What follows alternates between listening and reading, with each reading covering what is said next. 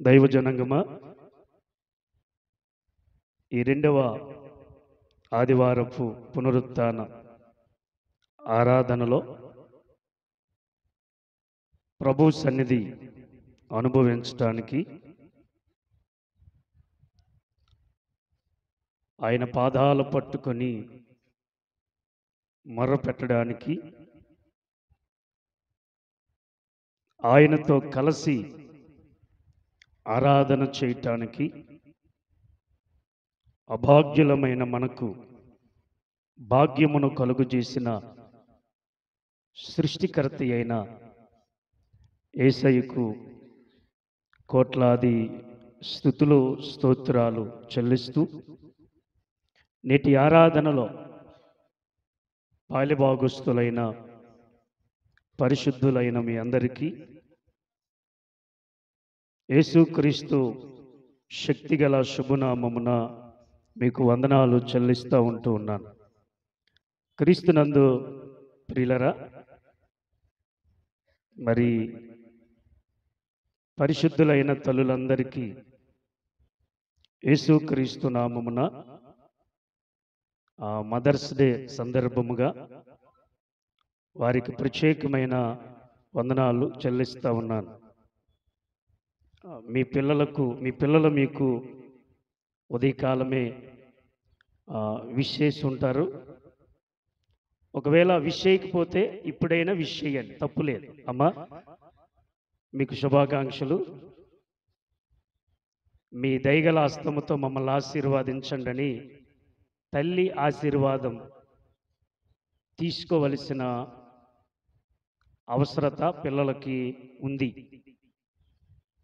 ప్రియమైన దేవుని బిడ్డలారా, పరిశుద్ధాత్మ దేవుడు స్త్రీని బహుగా హెచ్చించాడు. స్త్రీయే లేకపోతే మానవ జన్మ అనేటువంటిది ఉండేది కాదు. కాబట్టి స్త్రీ ఒక మాతృమూర్తి. స్త్రీని గురించి మనం జాలించాలంటే మన జీవితము సరిపోదు, మన ఆలోచన అందదు. స్త్రీ అంతటి గొప్ప తల్లి. క్రీస్తునందు ప్రియమైన దేవుని బిడ్డలారా, సృష్టికర్త అయిన ప్రభువు కూడా తల్లికి చాలా ప్రాధాన్యత ఇచ్చాడు. అందుకే అంటాడు, నీ తల్లిని నీ తండ్రిని సన్మానించుము అంటాడు. అప్పుడు దీర్ఘాయువు నీకు దొరుకును అనే మాట వాడతాడు. అంటే స్త్రీ ఎంత గొప్పదో, ఎంత పవిత్రమైనటువంటి మనసో మనము గ్రహించాలి. క్రీస్తునందు ప్రియులరా, తల్లిగా మారిన స్త్రీ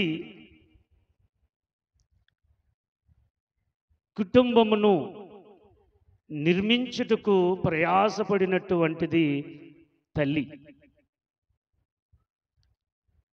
ఆ కుటుంబము కొరకు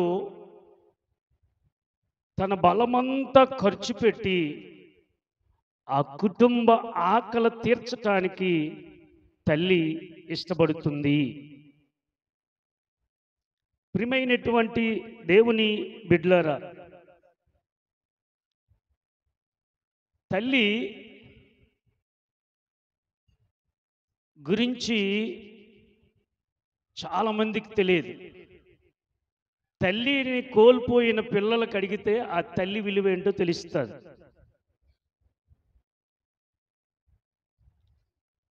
ప్రియులరా, తల్లి విలువ నాకు తెలుసు గనక, తల్లి పెంపకములో పెరిగాను గనక, తల్లి కష్టము చూచిన వాడిగా, తల్లి కన్నీరును చూచిన వాడిగా, తల్లి ఆకలి చూచిన వాడిగా, తల్లి ఎంత గొప్పదో నాకు తెలుసు. ప్రియమైనటువంటి దేవుని సంఘమా, 9 మాసాలు గర్భమును మోసినటువంటి తల్లి ఆ గర్భములో నుండి బయటకు వచ్చే ముందు ఆ స్త్రీ పడిన వేదన, బాధ అది వర్ణాతీతమైనటువంటిది.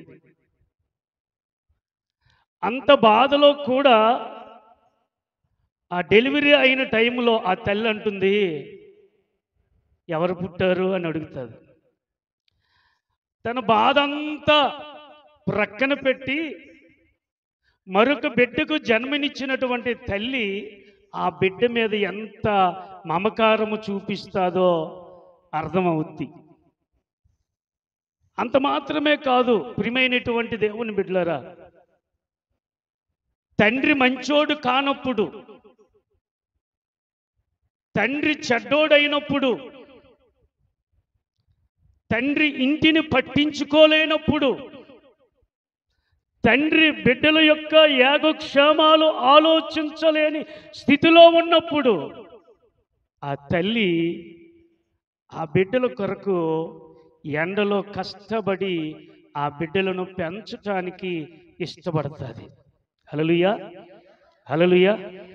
ప్రియమైనటువంటి దేవుని బిడ్డలారా, భర్త మూర్ఖుడే, భర్త తిరిగిపోతే, భర్త జోజుపోతే, భర్త త్రాగుపోతే, భర్త మరి వ్యభిచారే, కానీ ఆ భార్య తన భర్తను గురించి తన గుండెలో దుఃఖము పెట్టుకొని తన భర్త గురించి ఇతరులకు చెప్పకుండా ఆ తల్లి భరించటానికి ఇష్టపడుతుంది. హల్లెలూయా. కాబట్టి ప్రియమైనటువంటి దేవుని బిడ్డలారా, తల్లి పాత్ర చాలా గొప్పది, వర్ణ అతీతమైనటువంటిది. కొన్నిసార్లు భర్త ఇంటికి రాకపోయినప్పుడు సమయానికి భోజనము చేయకుండా భర్త రాక కోసం ద్వారము దగ్గర కూర్చొని ఎదురు చూచే తత్వము స్త్రీ తల్లిది. హల్లెలూయా. కానీ ఆ తల్లి తన భర్త రాక కోసం ఆకలితో ఉండి తినకుండా ఎదురు చూసినటువంటి మనస్తత్వము తల్లికి ఉంటుంది. కొన్నిసార్లు బిడ్డలు ఆకలి అని కేకలు వేస్తే తనకున్న అన్నము బిడ్డలకు పెట్టి ఆకలితో ఉండడానికి ఆశపడుతుంది తల్లి. ప్రియమైన దేవుని బిడ్డలారా, తల్లికి సాటి మరొకరిని దేవుడు కాకుండా మరొకరిని పెడితే, యేసయ్యను కాకుండా మరొకరిని పెడితే తల్లికి సాటి ఎవరు రారు. ఈ రోజుల్లో తల్లి యొక్క విలువ తెలియక, తల్లి యొక్క మమకారము తెలియక, తల్లి యొక్క ప్రేమ తెలియక, తల్లి యొక్క కష్టము తెలియక చాలామంది పిల్లలు తల్లిదండ్రులను పట్టించుకోలేని దుర్మార్గులు పిల్లలు చాలామంది ఉన్నారు. వీడియో చూశాను నేను. కన్న కొడుకు, తల్లి నైటీతో ఉంది, చెల్లిలో అక్కో ఆడపిల్ల. ఆ కొడుకు ఏం చేస్తున్నాడంటే తల్లిని మెడపెట్టి వీపి మీద కొట్టి, నువ్వు వెళ్ళిపో, నా ఇంట్లో ఉండకూడదు అని తోలేస్తా ఉన్నాడు. ఆ ఇద్దరు ఆడవాళ్ళు ఎక్కడికి వెళ్తారు? కాసిన కొడుకే, నవమాసాలు పెంచి పోషించిన కొడుకే తల్లిని కొడితే, తల్లిని తోలివేస్తే ఆ తల్లి ఎవరికి చెప్పుకుంటుంది బాధ? ప్రియమైన దేవుని బిడ్డలారా, ప్రియమైనటువంటి సంఘమా, అందుకే ప్రభు అన్నాడు ఒక చక్కటి మాట. ఏమన్నాడంటే, ఒక్కని తల్లి తన బిడ్డను ఆదరించినట్లు నేను, అంటే తల్లి కొన్న గుణం ఏంటంటే ఆదరించే గుణం. తల్లికున్న గుణం ఏంటంటే హక్కును చేర్చుకునే గుణం. కొడుకు చెడ్డోడైనా, కూతురు చెడ్డదైనా, ఊరు వాళ్ళు ఎన్ని మాటలన్నా, పొరుగువారు ఎన్ని నిందలు వేసినా, స్నేహితులు ఎంత దుఃఖపెట్టినా కాసిందే కడుపు తల్లి. ఆ తల్లి కడుపు కోత ఎవరికి చెప్పుకోకుండా ఆ బిడ్డను తన కడుపులో పెట్టుకొని వాదార్చటానికి ఇష్టపడుతుంది. అమ్మా, ఎవరేమన్నా నీకు పర్వాలేదమ్మా, నేను నీకంటే నీకు బాధ భయం, నేనున్నాను కదా అనే చెప్పే ఆదరణ కలిగిన స్త్రీ తల్లి. కాబట్టి ప్రియమైనటువంటి దేవుని బిడ్డలారా, ప్రియమైనటువంటి సంఘమా, బైబిల్ గ్రంథములో తల్లులు చాలామంది ఉన్నారు. మంచివారు ఉన్నారు, పిల్లలను చంపిన తల్లులు ఉన్నారు. అధికారము కోసం, సింహాసనం కోసం, కిరీటము కోసం కసాయిగా కన్న కొడుకులను చంపిన దౌర్భాగ్యమైన తల్లి బైబిల్ ఉంది. ఆమె పేరు అతల్య. ఆమె ఒక చీడ పురుగు. కన్న కొడుకులను చంపుకున్న ఒక కసాయి తల్లి. అలాగని మంచి తల్లులు లేరని, మంచి తల్లులు ఉన్నారు. బిడ్డల కొరకు ప్రాణం పెట్టిన తల్లులు ఉన్నారు. ప్రియమైన దేవుని బిడ్డలారా, కొంతమంది తల్లులను మీకు చూపిస్తాను. మనకు తెలిసిన వాక్యాలే, మనకు పరిచయం ఉన్నవారే. ప్రియమైనటువంటి దేవుని బిడ్డలారా, చదువుకున్నాం సామెతల గ్రంథం 31వ అధ్యాయం అంతా మనం చూస్తే తల్లి ఇల్లును నిలబడడానికి ఇష్టపడుతుంది. అందుకే ఆ తల్లిని ఏమన్నారంటే 14వ అధ్యాయం సామెతల గ్రంథములో జ్ఞానవంతురాలు అన్నారు. జ్ఞానవంతురాలు తన ఇల్లును కట్టుకుంటుంది. ప్రియులారా, సామెతల గ్రంథం 31వ అధ్యాయంలో గుణవంతురాలైన తల్లి ఉంది. మంచి గుణము కలిగినటువంటిది. ఆ తల్లి ముత్యముల కన్నా విలువైనటువంటిది. తన ఇంటిని గుణముతో పెంచుకున్నటువంటి తల్లి. అందుకే గుణవతైన భార్య దొరుకుట అరుదు, అట్టిది ముత్యముల కన్నే అమూల్యమైనది. అంటే తల్లి ఎటువంటిదంటే గుణవతి. పిల్లరా, అంత మాత్రమే కాదు,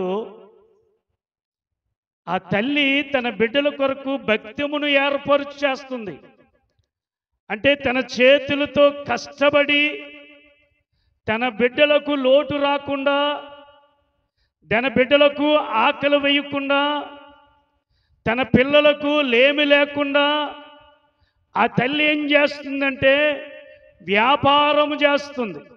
తనకు తెలిసిన వ్యాపారం, తనకు అనుభవము కలిగిన వ్యాపారం, తన చేతులకు పని చెప్పుకుంటూ ఆ వచ్చినటువంటి పైకముతో ఆ పిల్లలకు లోటు లేకుండా, ఆ పిల్లలకు కొరత లేకుండా ఆ తల్లి ఆ బిడ్డలను పెంచుతా ఉంది. హల్లెలూయా, హల్లెలూయా. అంటే దేవుని బిడ్డలారా, ప్రియమైనటువంటి సంఘమా, నువ్వు తెస్తా నేను తినే రకము కాదు ఆ తల్లిది. హల్లెలూయా.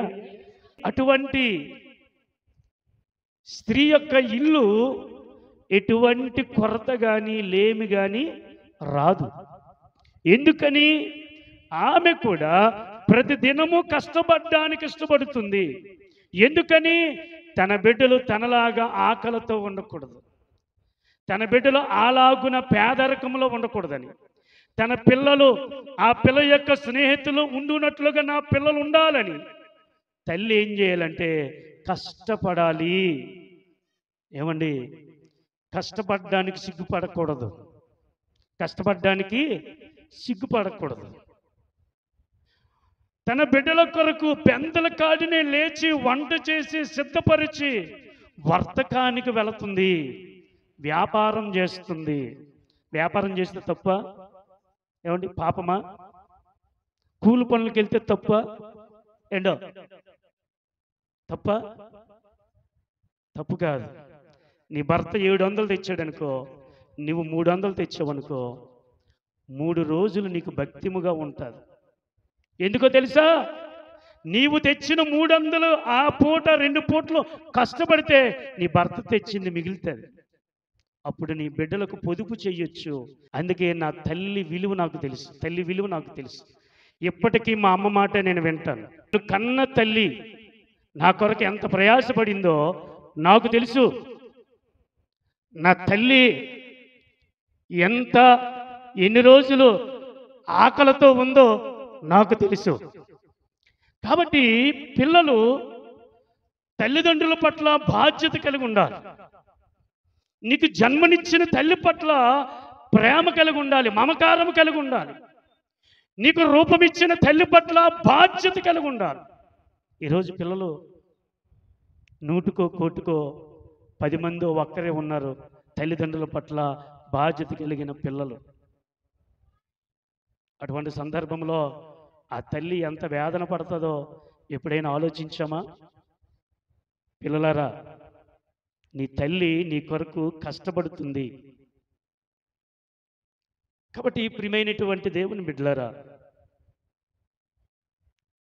ఒక తల్లి తన ఇంటి కొరకు ఎంత ప్రయాసపడుతుందో వర్ణ అతీతమైనటువంటిది.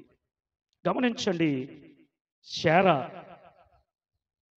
తనకు కలిగిన బిడ్డ వారసుడవ్వాలని తప్పించింది. నాకు పుట్టిన బిడ్డే నాకు వారసుడు అవ్వాలి, కానీ వేరొకరికి పుట్టిన బిడ్డ నా ఇంటికి వారసుడు అవ్వకూడదని తల్లి తప్పించింది.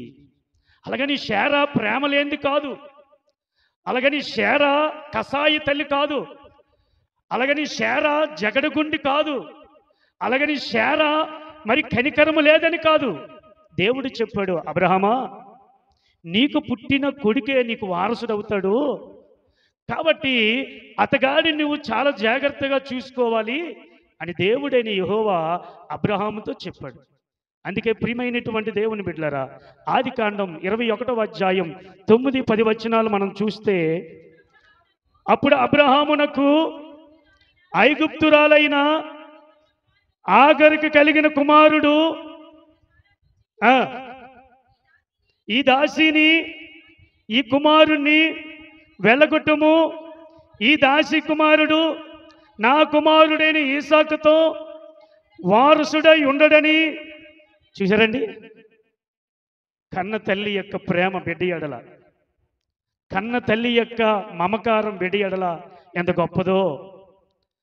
అబ్రహాంతో శారమ్మ గారు అంటున్నారు, ఇదిగో దాసీకు పుట్టిన కుమారుడు వారసుడవడు, నాకు కలిగినటువంటి కుమారుడితో కలిసి ఆ వ్యక్తి వారసుడవుతాడేమో. అట్లా కుదరదు, ఆ దాసిని ఆ కుమారుని ఇంటి నుంచి వెళ్ళగొట్టు, ఈ ఆస్తికి ఈ అంతస్తుకు నా ప్రేమకు నాకు పుట్టిన కుమారుడే వారసుడు. హల్లెలూయా, హల్లెలూయా. ప్రియమైనటువంటి దేవుని బిడ్డలారా, తల్లి తన కుమారుడు వారసుడు అవ్వాలని తపన, అంతే కదా. ఏ తల్లి అయినా తన కొడుకు ఉద్యోగస్తుడు అవ్వాలని తపన పడతారు.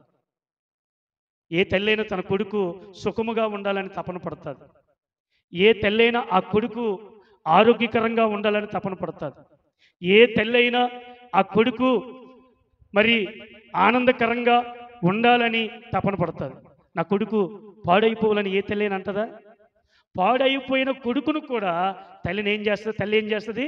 దగ్గరికి చేర్చుకొని, నేనున్నాను నాన్న, నువ్వెందుకు, నేను నిన్ను బాగు చేసేదాన్ని నేనున్నాను కదా, నా ప్రాణము పోయినా నేను నిన్ను చక్కదిద్దుతానని తల్లి తప్పిస్తుంది. తల్లి ఆలోచిస్తుంది. ఆ బిడ్డ కొరకు ఆ తల్లి తన ప్రాణాన్ని ఇవ్వడానికి కూడా వెనుకంజ వేయదు. చూసారా, తల్లి వారసుడు అవ్వాలని, తన కొడుకే వారసుడు అవ్వాలని ఎట్లా తప్పించిందో. కాబట్టి ప్రియమైన దేవుని బిడ్డలారా, ఆదికాండం 25వ అధ్యాయము 5వ వచనంలో చూస్తే చూడండి, అబ్రహాము ఏం చేశాడు? తనకు కలిగినదంతా ఎవరికి ఇచ్చాడు? ఈసాకుకి ఇచ్చాడు. ఎందుకని? ఈసాకు వారసుడని. హల్లెలూయా. ఒక తల్లికి 2 కొడుకులు పుట్టారనుకో, తల్లి ఏం చేస్తుంది? ఒకరిని ఒకలాగా చూస్తుందా? ఏంటో చెప్పరా? అంటే మొదట పుట్టాడు కదా, మొదటోడిని బాగా చూడాలి, కడసరి పుట్టాడు కదా, కడసరిని చూడాలని ఆలోచిస్తుందా? ఏ తల్లి కూడా కన్న 2 పిల్లల్ని ఒకేలాగా చూస్తుంది తప్ప వేరువేరుగా చూడదు. ఒకవేళ ఎంత బాగా ప్రేమిస్తావో కొడుకును అంతగానే ప్రేమించాలి. హల్లెలూయా. ఏ తల్లి అటువంటి మనసు కలిగి ఉండకూడదు. చూస్తే ఇద్దరిని ఒకే రీతిగా చూడాలి. అది తల్లి యొక్క మనస్సు. కొడుకు తిట్టాడని, కొడుకు చూడలేదని ఏ తల్లి అలాగ చూడదు. అలాగే తమ తల్లే అవదు. కాబట్టి ప్రియులారా, దేవుని బిడ్డలారా, శారా తన కొడుకు పట్ల ఉన్న ప్రేమ ఎంత గొప్పదంటే తన కొడుకే వారసుడు అవ్వాలి. హల్లెలూయా. అది శారా తపన. రెండవదిగా చూడండి, హాగరు. ప్రియులారా, హాగరు తన కొడుకు ప్రాణమును గురించి అంగలార్చింది. అబ్రహాము ఇంటి నుంచి ఇష్మాయేలును హాగరును పంపివేసినప్పుడు, ఎడారిలో నడుస్తున్నప్పుడు, ఎండ వేస్తున్నప్పుడు ఇష్మాయేలు ఏడుస్తూ ఉన్నాడు. నీళ్లు లేవు. ఆ ఏడుపును తట్టుకోలేకపోయింది తల్లి.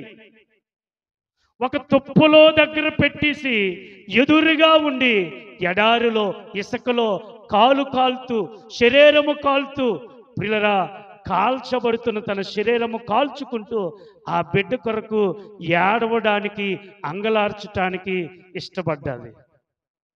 తన అంగలార్పు దేవుడు విన్నాడు. ఎడారిలో నీటి బొగ్గులను కలుగు చేశాడు. హల్లెలూయా. అంటే తన కొడుకు ప్రాణమును కాపాడడానికి తల్లడిల్లి అంగలార్చిన తల్లి మనసు అటువంటిది. హల్లెలూయా. నీ అంతటి నువ్వు పెద్దవాడు అవ్వలా, నీ అంతటి నువ్వు దాని అవ్వలా. నీ తల్లి వలన, నీ తల్లి పెంపకము వలన, నీ తండ్రి కష్టార్జితము వలన నువ్వు పెద్దవాడు అయ్యావు, పెద్దదాని అయ్యావే తప్ప నీకు నువ్వుగా పెద్దవాడువు అయ్యావని ఎప్పుడు అనుకోమాక.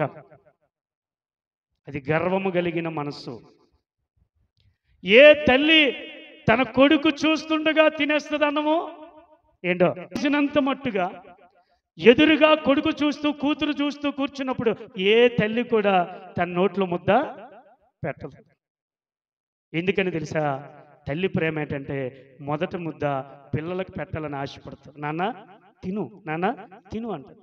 ఇటు ప్రక్కన కూతురిని, ఇటు ప్రక్క కొడుకుని, అంటే కూతురు కొడుకు అనుకో, లేకపోతే 2 కొడుకులు అనుకో, ఇటు ప్రక్క లేకపోతే 4 అనుకో, పిల్లలు చుట్టూ కూర్చొని ఏం చేస్తుందంటే తల్లి ఒక ముద్ద చివరికి 4 పెట్టిస్తే ఎంత ఉంటుంది? ఆ తల్లి ఆ ముద్దతోనే ఆకలి తీర్చుకొని తృప్తిగా లేచి ఈరోజు నా బిడ్డలకి నా చేతితో అన్నం పెట్టానని మురిసిపోయి మనసులో ఆనందింపబడి పరవశించి తన ఆకలనే మర్చిపోద్ది. అటువంటి గుణము తల్లిది. హల్లెలూయా, హల్లెలూయా. ఇప్పుడు హాగరు తన కొడుకు ఏడుపును చూచి తట్టుకోలేక, భరించలేక, నిలవలేక, ఉండలేక ప్రయాసపడి తన కాళ్ళు, తన శరీరము ఇసుకలో కాల్చుకొని దేవునికి అంగలార్చింది. అయ్యా, నా బిడ్డ ఏడుపు తట్టుకోలేకపోతున్నానయ్యా, భరించలేకపోతున్నానయ్యా, మా ఇద్దరిని ఒకేసారి చంపే అని అంతగా ప్రాధేయపడి కన్నీరు కార్చి ప్రార్థన చేసింది. ఆమె కన్నీరు ఆ బిడ్డ యొక్క మూలుగు విని దేవుడి కనికరించి ఎడారిలో నీటి బొగ్గలను కలుగజేశాడు. అందుకే కదా ఒక పాట ఉంటుంది, శారాయి మాటలే విన్నాను, అబ్రహాము భార్యనై పోయాను, ఈ అరణ్య దారిలో ఒంటరినై, ఈ అరణ్య దారిలో ఒంటరినై, దిక్కులేక తిరుగుచున్న ఆగరను, నేను ఆగరను. ఎలా తిరుగుతుందట? దిక్కులేక తిరుగుతుంది. పిల్లల కష్టం వచ్చినప్పుడు తల్లి శరీరం కూడా కానదండి. తనను తను మరిచిపోయి తన బిడ్డల కొరకు ఎంత భయంకరంగా ఏడుస్తుందో, తన స్థితి అంతా మరిచిపోద్ది. మగోడైతే గుండె ధైర్యం చేసుకొని గుండెలేసుకొని టీ తాగి వస్తాడు, కానీ తల్లి అలా కాదు. తల్లి ఏం చేస్తుంది తెలుసా? తనకు తెలిసిన మరుక్షణమే సమస్తమును విడిచిపెట్టి పరిగెత్తి తన బిడ్డ మీద పడి తన బట్ట కానకుండా, జుట్టు కానకుండా తన శరీరము నేల కొట్టుకొని ఏడుస్తుంది. హల్లెలూయా. తల్లి అట్లాగే ఏడుస్తుంది. హాగరు తన బిడ్డ ఆకలి, తన బిడ్డ దప్పిక కోసం, తన బిడ్డ ప్రాణమును కాపాడుట కోసం అంతగా విలపించింది. కాబట్టి ప్రియులరా, హాగరు ప్రార్థన బిడ్డ ప్రాణమును కాపాడడానికి అవకాశం దొరికింది. ఇంకా మీరు మూడోది చూసుకుంటే ఎకేబేదు.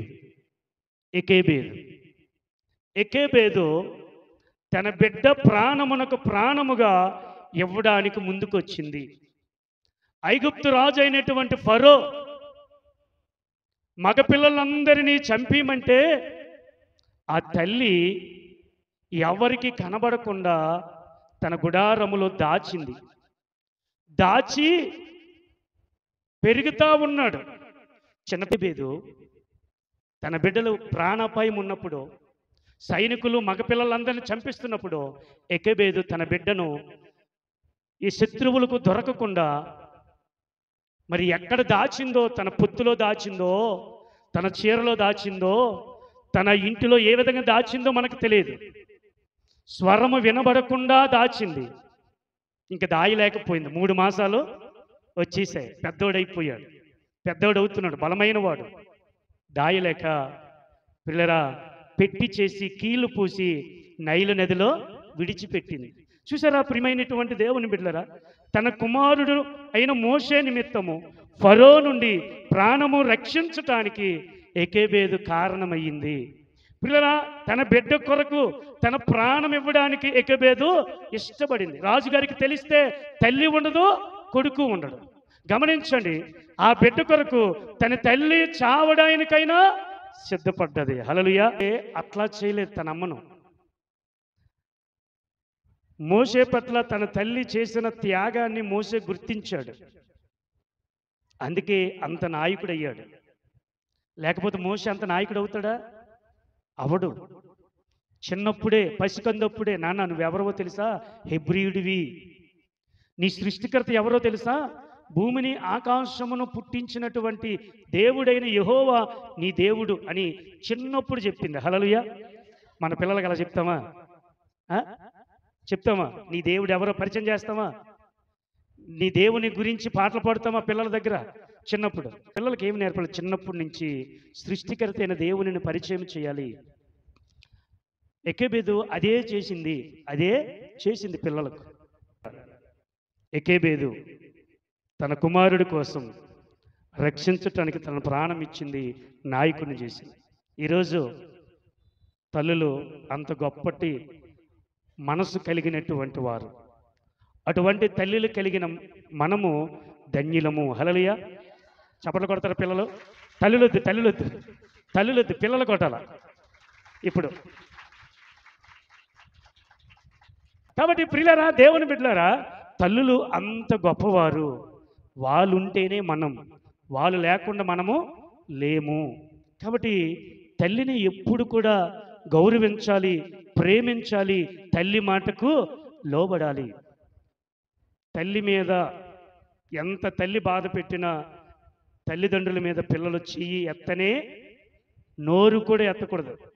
తల్లిని ఈరోజు కొంతమంది పిల్లలు ఓలే అమ్మ ఓలే, లాస్ట్కి తల్లి ఏమైపోయింది? ఆ ఉచ్చారణ మంచి పద్ధతి కాదు. ఓలే అంటే ఎవరిని అంటారు తెలుసా? ఎవరిని అంటారు చెప్పండి?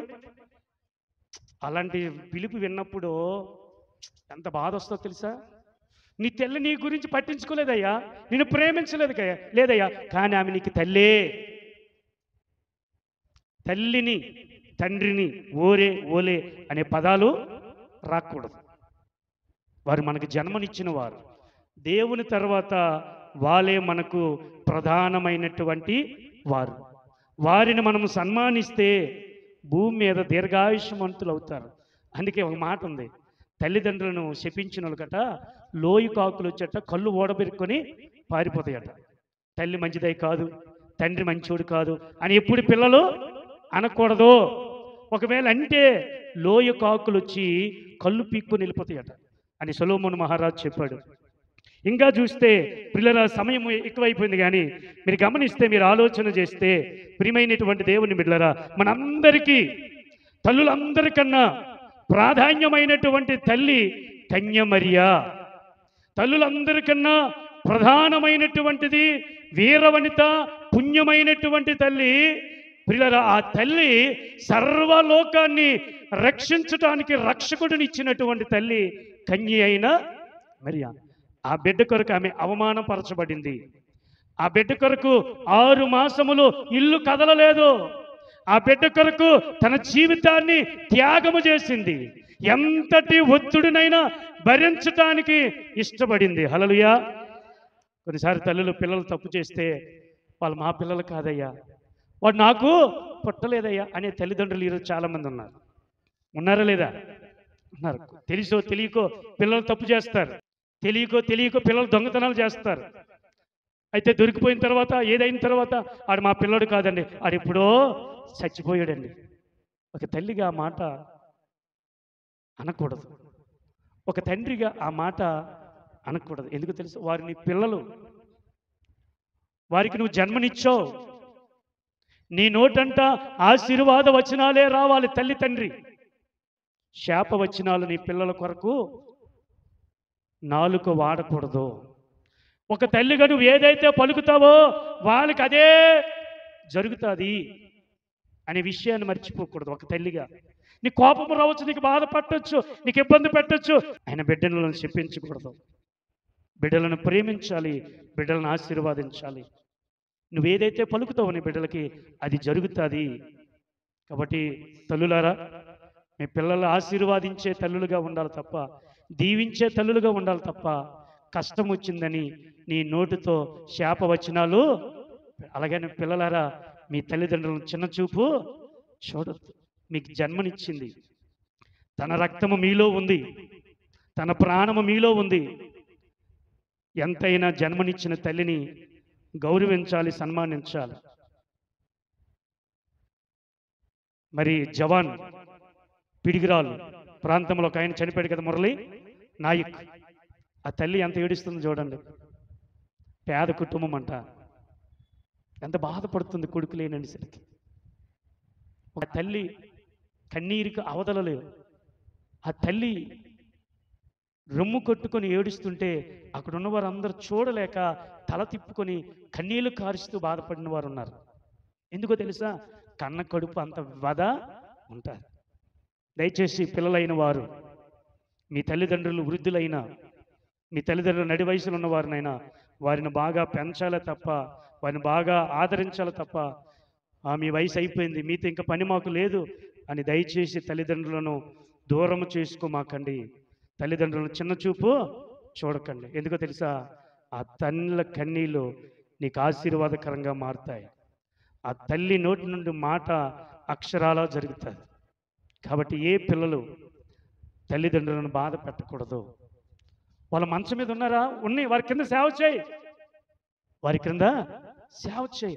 నేను కన్నారు కాబట్టి ఆ కన్న రుణము నువ్వు తీర్చుకోవాలి. ఏమంటే చిన్నప్పటి నుంచి మా నాన్న మమ్మల్ని పెంచలేదండి.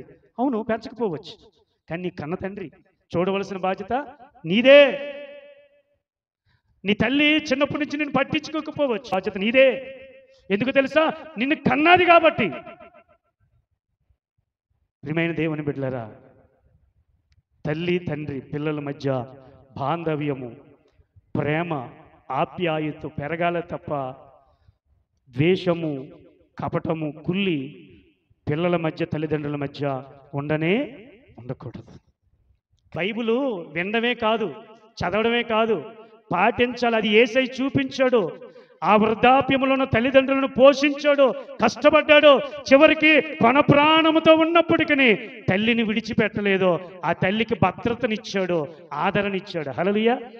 ఆ ప్రభువే తల్లిదండ్రుల పట్ల అంత మక్కువ ఉంటే ఏమీ లేని మన కళ్ళ తల్లిదండ్రుల పట్ల మనమెంత మక్కువ ఉండాలి. డబ్బులు పద్దాక అడుగుతావే, ఒక్క నమస్కారం పెడితే నీవేం కొంపలు మునిగిపోతాయా? నడుము నొప్పి పెడుతుందా? కాళ్ళ దగ్గర పడి మా అమ్మ దగ్గరికి వెళ్తే ఇప్పటికీ మా అమ్మ దగ్గరికి వెళ్తే మా అమ్మ దగ్గర కూర్చుంటాను నేను. అమ్మ నా కోసం ప్రార్థన చేయమ్మా అంటాను. ఎందుకో తెలుసా? తల్లి ప్రార్థన చిరాయువై ఉంచుతుంది. ఆ తల్లి చెయ్య దీవెన పిల్లలకు అవసరం. అందుకే ఈసాకు బిడ్డల మీద చేతులుంచాడు యాకోబు. అబ్రహాము చేతులుంచి ప్రార్థన చేశాడు. పిల్లలారా, మీ తల్లిదండ్రులు చేతులు మీ మీద ఉంచుకొని హల్లెలూయా. మరి మన తల్లులు గొప్పలో కాదా? చెప్పండి. మన తల్లుల్ని ప్రేమించాలా లేదా? మన తల్లిదండ్రులను సన్మానించాలా లేదా? మన తల్లిదండ్రులకి ఆదరణ చూపాలా లేదా? అటువంటి తల్లిదండ్రులు కలిగిన మనము ధన్యులము. హల్లెలూయా, హల్లెలూయా. మరియమ్మ గురించి ఏమన్నారు? నిన్ను కనిన తల్లి ఎంత ధన్యురాలో. ఒక మాట అన్నాడు అక్కడ, చక్కటి మాట. ప్రియులారా, దేవుని బిడ్డలారా, నిన్ను కనిన తల్లి స్తనములు ఎంత ధన్యములో అన్నాడు. ప్రియులారా, ఆ తల్లి ఎంత ఈ లోకములో ఎవరు సాటి రారు. అట్టి తల్లులు కలిగిన మనము ధన్యులము. అట్టి కృప తల్లులైన వారందరికీ దేవుడు అనుగ్రహించునుగాక. ఆమేన్. మీ అందరికీ నమస్కారం, తల్లులందరికీ.